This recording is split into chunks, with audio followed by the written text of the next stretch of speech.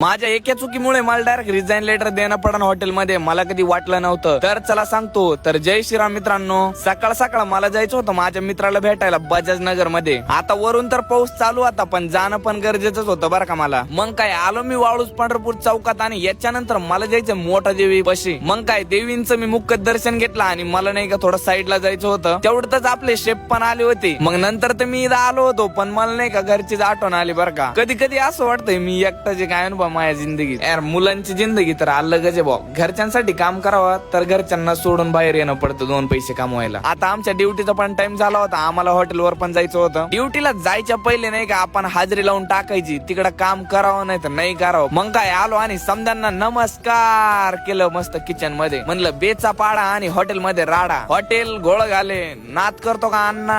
आलूचं बनिते कुठं काय बनिते पण आपण मास्टर शेफ आहे ना त्याच्यामुळे आपण डायरेक्ट काकडीचं बनत असतो. आपलं तर पुरं रेडी वगैरे झालेलं आहे. आता तेवढ्यात पण ऑर्डर चालूच झाल्या होत्या. रोज पेक्षा आज थोडं जाळंदूर जास्तच होतं वाटतंय मला. आयला आपलं काम अलग चालू आहे निग्र बघा ना. याच्यानंतर ऑर्डर येतच होत्या आणि तुमच्या भावाने त्याच्यातच बनवलं एकदम नूडल्स. बरं आता मी नाही का युट्यूबला एक व्हिडिओ टाकणार आहे नूडल कसे बनवायचे आणि त्याचं थंबनेल पण टाकेल मी इंस्टाग्रामला. आणि हा जाता जाता फॉलो पण करा.